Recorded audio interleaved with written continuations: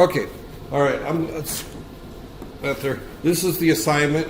It's been up there for about a week or so. I gave it to you before I left. We did the first part of this, and the first part of this is the function called delay or time delay or whatever it is. But you should have, and I'm going to come back to this here. Right there. Where's my OneNote here? There's my OneNote here. Okay, you should have, and we'll come back.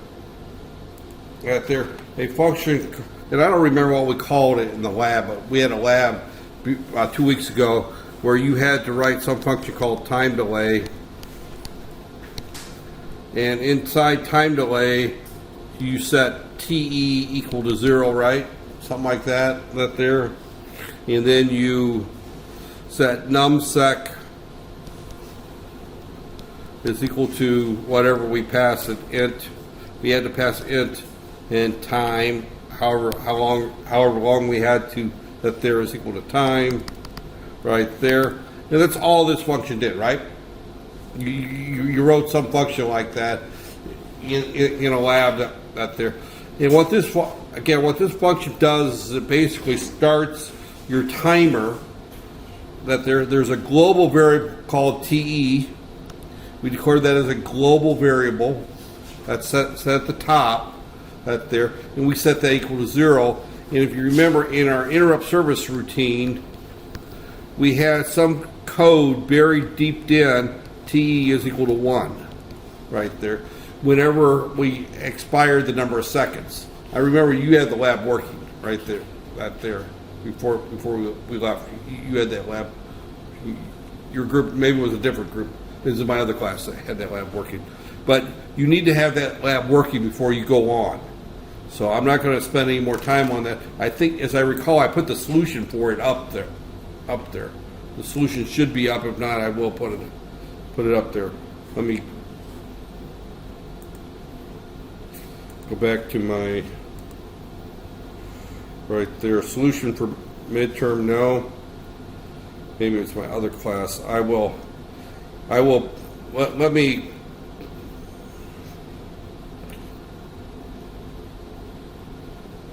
my home. Let me go back to maybe my other course that I put the solution up for. Right there. Introduction. Interrupt week C. Video. No, I don't see it. I remember. Oh, lab 2 solution. Right there it is. Let me post that up on yours right there. Let me. Right there. Right there. Somewhere I thought I down here.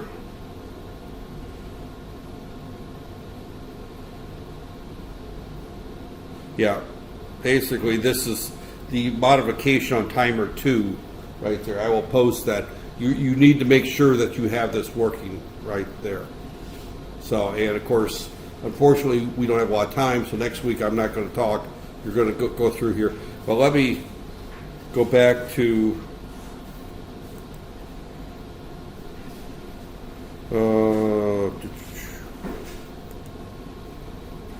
this is microprocessor systems. Let me go ahead and post that. That way you have turn editing on. I don't know what week we're in. I'm just going to add here file, add.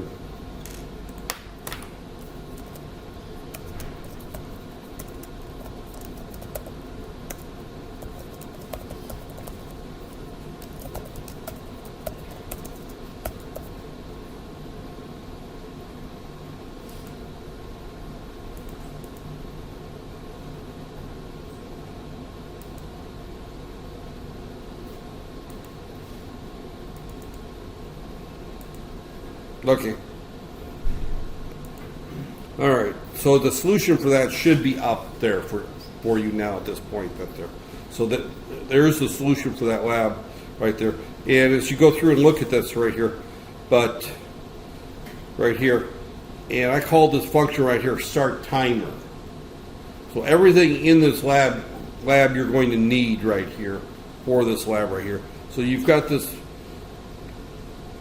you got to configure timer 2. It's got to be done right there.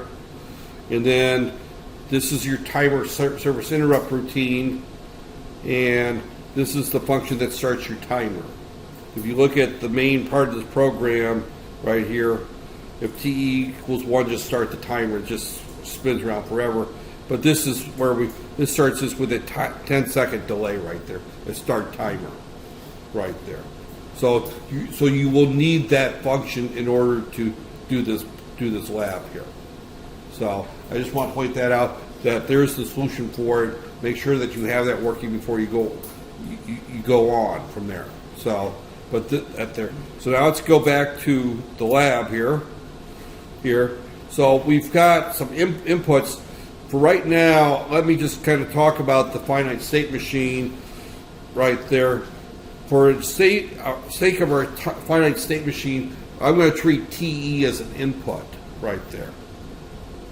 It's a variable right there. But for right now, we've got, these are our various inputs. I'll come back to this right here. We won't worry about the outputs for now. For the outputs, we will deal with later in the hour right there. But the inputs right here, we have 3 inputs plus start. And let me just grab these here. Copy. Go back to OneNote here.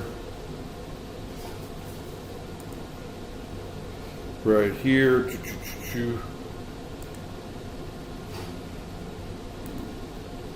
Right here. So right here's our finite state machine, and underneath here, let me just put my inputs right here. Here's my inputs right there. So this comes from the assignment right there. This comes from the assignment right there. There's our format that we're going to be having to put this in right here. So we have to put this in that format right there. So one of the things that we need to do here is that we need to, and really the easiest thing to do is we look at our type definition. Here's all of our states right there. There's all of our states. Now I'm going to add some states here. And I'm going to add them right here. Wash, start, and this right here is start the timer right here. I'm adding some states here just simply to spin 1 start. Again, start the timer. Any place where we have a time delay, I'm going to put another state here. Right here. Right there. Rinse. Start. Right there. Start timer. Right here. And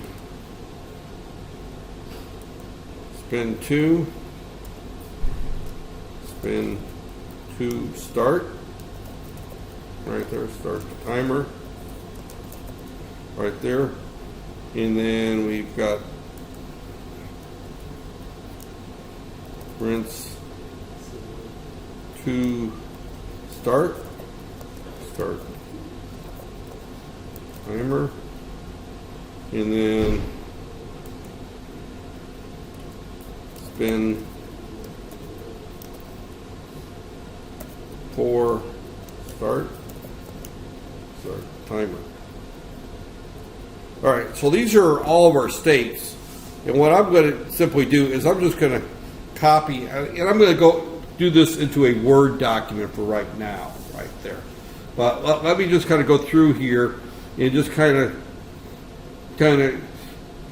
look at where we're going to go here. So I'm going to copy this here, right here.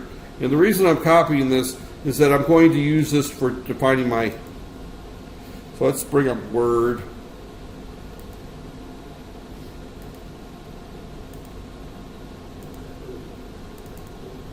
Right here. Let's just copy that right there. And what we want to do is we want to just kind of delete everything after this here.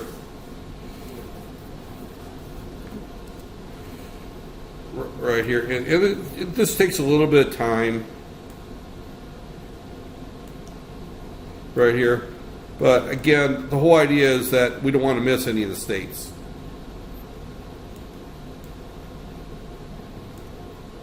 Right here.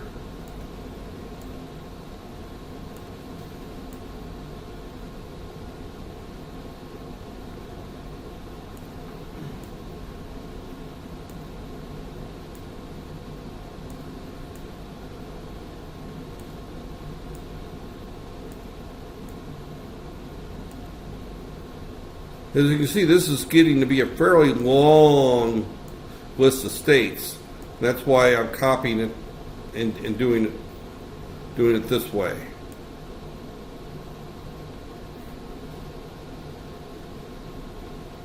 Right here.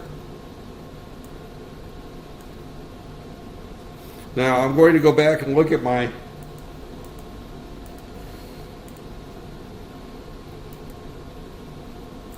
right here, and we can see that these have a comma at that there. And let's just go ahead and copy this right here.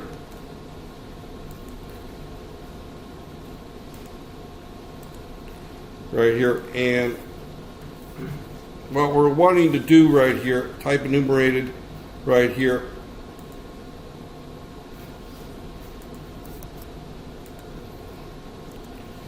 Right here, and we want to put this in, and we need a comma after each one of these.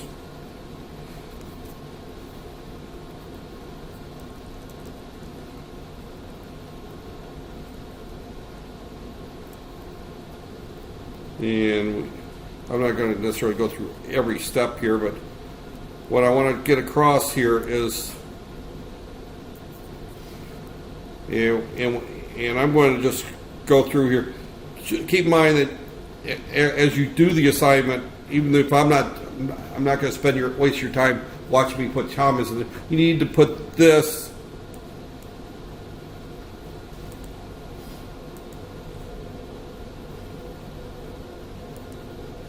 in this format right here. So you see that there's a comma at the end of this right here, and then the last thing here is that we're going to call this my state right there. Copy that, my state. So the last thing we're going to have there is our closed bracket right there in my state. My state type. So what we've done here is this first thing, and this needs to be at the top of your code, right after the mandatory include stuff that you put in. If you look at your assignment at there, or any of the code that you've done, and if I can find it here, right here.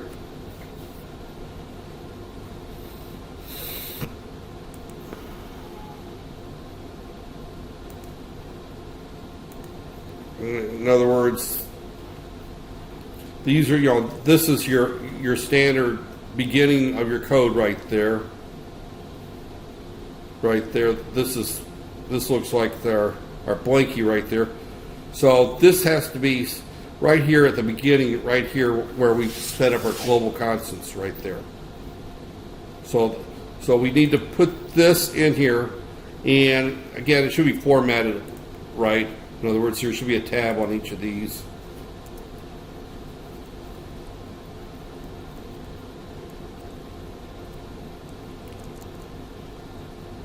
Right there. And format that correctly right there. So we define our type right there. Then the next thing we need to do, going back to our definition, is we declare our state variable right there. Right there. Copy. and this would be underneath this right here. In this particular case, I'm not sure what I called it here, but we'll just say our variable right here. Now our first state is going to be idle, right there. Right there. That's our first state right there, idle. So that's got to follow the same format right there. So we set up our finite state machine type definition, that there, because we're leading that there, and then we declare our variable called idle right there. So then we have the rest of our stuff right there that we have here. So we're going back to our code here. Right here. We go ahead and we define our outputs right there, whatever our bits are. And remember, you're going to have more than one output, so you're going to define that there. You're going to initialize your ports, so you're going to have to set up your ports for inputs and outputs. We'll talk about that in a little bit more detail next week. We go ahead and we do our timer to initialize right there. Now, if you go back and you look at my solution right there, you'll notice that I have a number of variables here, numsec right there, nsec te. Those are also declared as global variables. This should probably be your starting point right there, really. Right there is this program right here, Blinky, right here. So as we look at Blinky right there, we have our two mandatory includes right there. We define our system clock. We set up our bits right here, right here.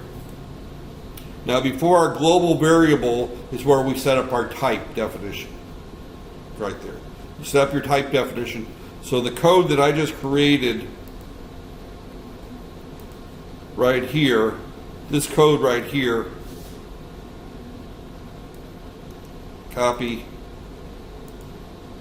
would actually go right here, is where that would go. Is where you would stick that, right underneath global variables. That's where that would go. Now, I'm not going to be posting this document online, so you'll have to recreate it right there. But that's where you would set up your type definition, because this now my state is now a global variable at that point. Or state is our variable right there.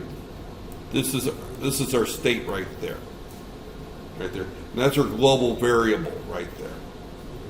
Now, within main is where we're going to be doing things right here. So main is going to be right there. It's under here is where we're going to be putting the bulk of our code right there. It's where we're going to be doing it under main. So let's go back to my OneNote here. Right here. And there's our list here.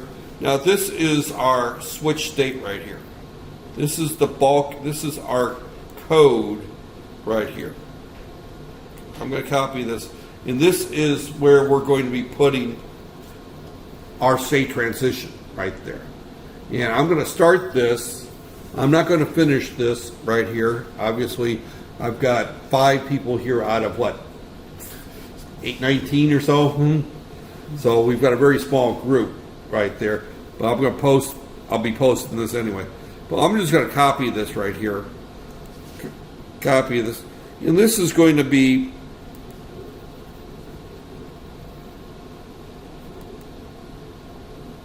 and as I said, I'm working on this document right here. We're going to stick this in here, right there. Now we're going to do some things first, right there. We enable our global interrupts, but what we're going to do here first is we're going to go through here and we're going to list each one of our states here. Idle, right there. We're going to have one of these for every state in our list. So our next state, as we go through our list, is wash start.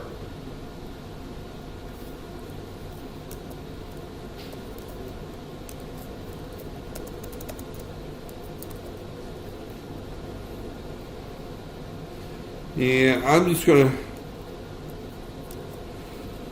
right there. So this list right here would go all the way through and list every state that we have in that top list. Now, if going back now, as we look at our problem right here, let me go back to our OneNote here. We wait here until start is pressed.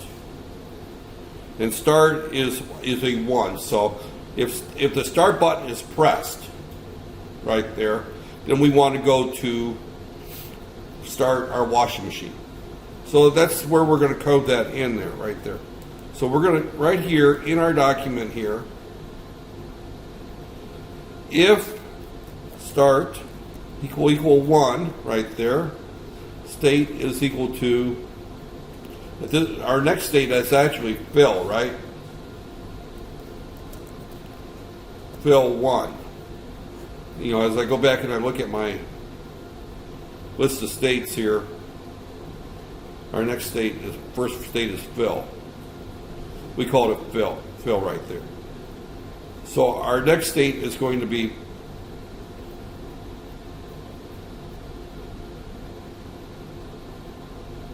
fill. Else state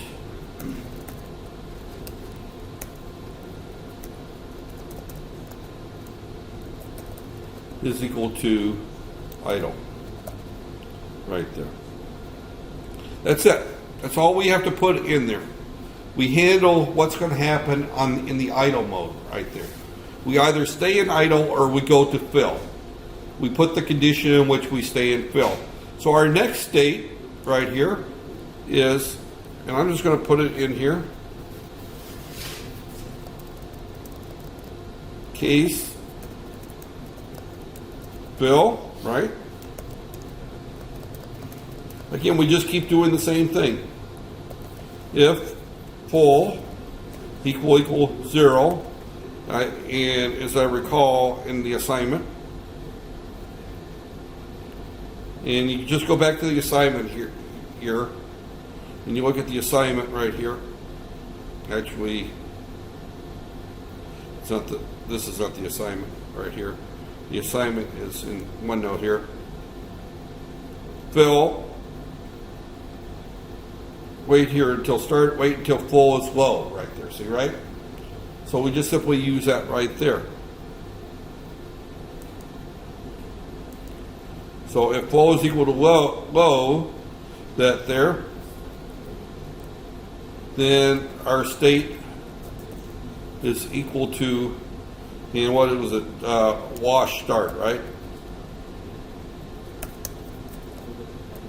Right there. Else state is equal to fill. We stay in our fill state. Break right there. And we do this for every state in that list. Right there. We do that for every state in that list. And again, let me go ahead and do start. Start is easy. Start is what all we do is start is we just simply say start. And what did I call this timer right here? Start timer.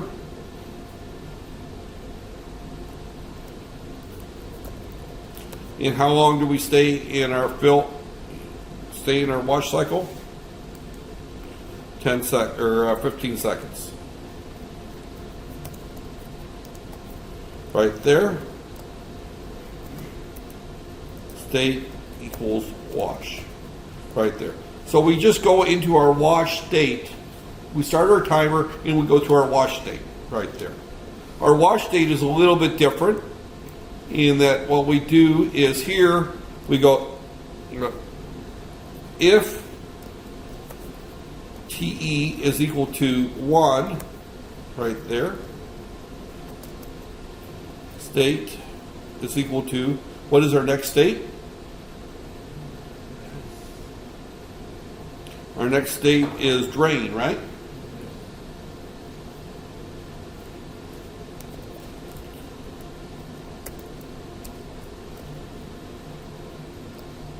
else state is equal to wash. Right there. And we just go through this for all of our states. This is the way that we would design our washing machine. We look at this list right here of states, right there. Here's our list of states right there. I added to that list a little bit right there. I added our start timers. But our start timer, all we do is we start our timer and we go on to our next state. Is all we're doing there. We just stay there for one pass through. So, and we go through and we do this for every one of these. There's 1, 2, 3, 4, 5, 6, 7, 8, 9, 10, 11, 12, 13, 14, 15, 16, 17, 18, 19 different states there. If you look at the example that I did here, I only did a few of those. 1, 2, 3, 4. So you've got to do that for all 19 states right there. That there. You have to go through and do that for all 19 states. And I recommend you do that between now and next week. That there. That there. So that is how you handle the state machine right there. Right there. You know, your transition from state to state. Now keep in mind that we also have to set up in our code here, we have to define right here, we have to define, and I'm just going to put a note here, we have to define full, we have to define start, and we have to define empty, right? Those all have to be defined as input bits. Right there. Right there. So we have right there. Now the LED we don't necessarily worry about. These are output bits. But if we look at our inputs right here, we have 3 inputs there, right? So you have to define those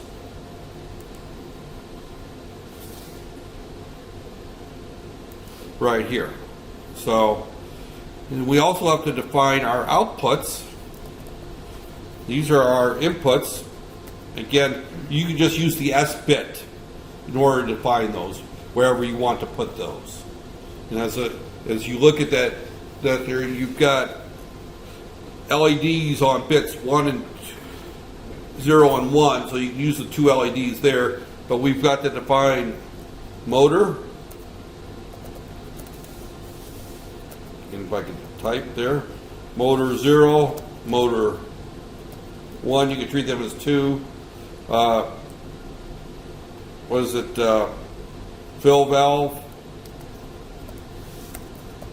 and drain valve. Whatever I call them right there. Go back to my definition right there. Right there. Inputs are. Oh, I didn't show my outputs here yet. My outputs are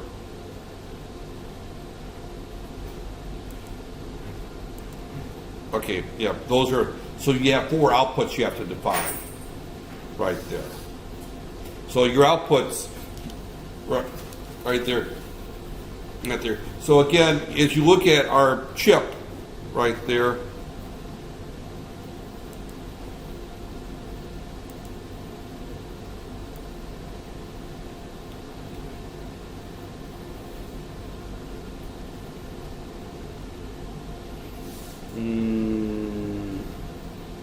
I know I've got it on here. There it is. If we look at our chip right here, right there,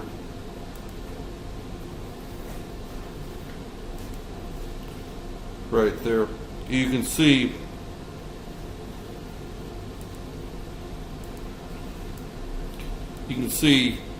our 2 push buttons are on P2.1 and P1.7 right there.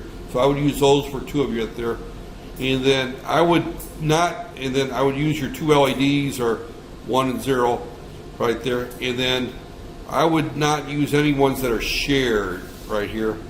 But as you look at P1.4 is open, P1.3 is open, P1.2 is open. So there's 3 pins that are open right there. P1.0 is shared here, so you don't want to use that one. 0.7, that one's open. It looks like P0 is completely open. Let me rotate this.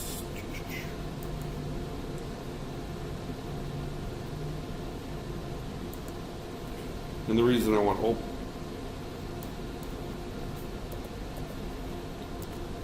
right there, is that you'll see that some of these are shared pins for programming. Anything that says test point 24, right there, that's not shared. But if you see something that says, see, right there, but it looks like these are, everything along this side is open right there. So you pick whichever pins you want.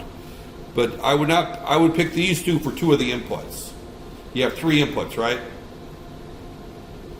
So I would just grab, 1.7 is this one here, say 1.3 for the other input. You can pick whichever ones you want that there. So, but this is where you're going to get your inputs and outputs from, is looking at the chip right there. Which pins are available here. And you've got a lot of pins available. You put that there. So you pick which pins you want. I'm not going to tell you which ones there. So as you go back and you look at your assignment, right there, you've got 3 inputs right there. So 2 of them are defined. So I would use, and you can reverse these if need be, to use the push buttons that there. So you need to have another input for the empty. Out there, and that's just a wire that you just move from one to another. And then the outputs, you're going to need 4 outputs. I would use 2 of the LEDs for the 2 valves and the motors. I would just use external LEDs right there. And the external LEDs, you would wire up to your board right there. We're not ready to wire the board until you're ready to start testing. Right there. And we can go through and set up breakpoints and see what they are before we actually wire it up, because the software will tell us what the ports are, in the simulation. Or we can use, a voltmeter right there. But we've got the resistors and the right there. So, but this, by going back to our code, right there, we need to set these. These are our 4 inputs. So these are our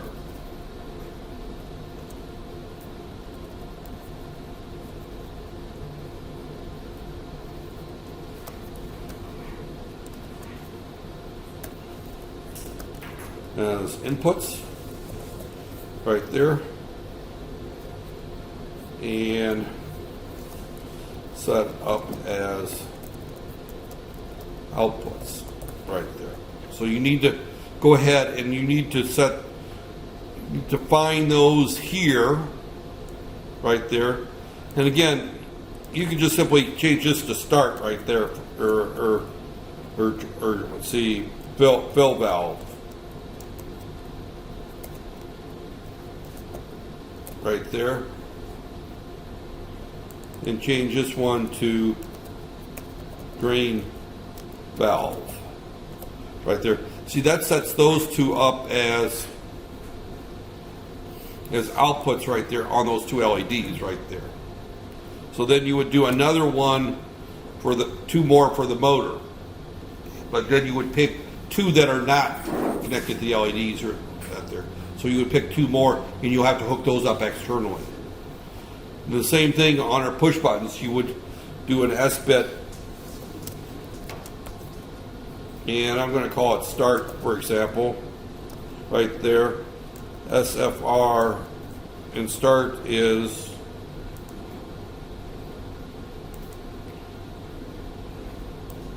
P2.1, for example.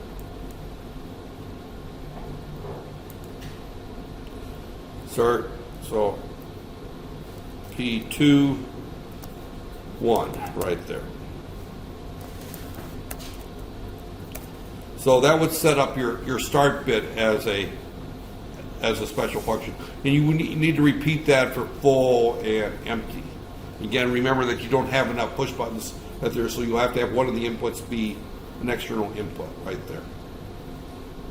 So, and I know I did a lab earlier that you can look at on using the push button right there. So you need to set that up as well. So as you look at this, using this blinky here, you go ahead and you have to set the system clock up exactly, because you still need to use everything from blinky right there. You need to set up your inputs and your outputs right there. You know, and define those bits right here, since we're going to use them in our code. Here's our enumerated type. You would go through and finish that out. I just started that right there. You define your state, and you set your initial state equal to idle right there. These are just some right there, nsec, numsec. Those are just some variables we use for testing that there. You're going to have to use a couple of those right here, because then again, because if you look down here, you see nsec is our global variable. That needs to be left alone, because nsec is set right here in start timer. This is where we set the number of seconds that we're going to delay. And then the bulk of your code right here. Now, the one thing I haven't talked about today, and I'm not going to talk about today, is that we needed another switch state machine to set up our outputs. We could do it here, but it confuses things. What I recommend doing is we do another switch state. It's going to look very similar, but the only thing we're going to have here is there'll be no if then else. We'll just set what our four outputs are going to be. So let me just kind of start that process right here. Right here. Copy. And I'm going to go right there. But under idle, we're not going to put any of this stuff here. All we're going to do there is at this point, we're going to say that in idle, our motor 0 is equal to 0. Motor 1 is equal to 0. Drain valve is equal to 0. Fill valve is equal to 0. At that point, in other words, you would just define what your outputs are for each state. So you would just repeat that. And that's the whole project right there. That is enough for you to work to finish this project.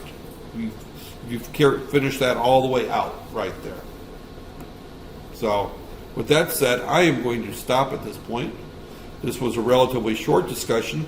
It was meant to be relatively short, but this tells you how to finish this project right there. So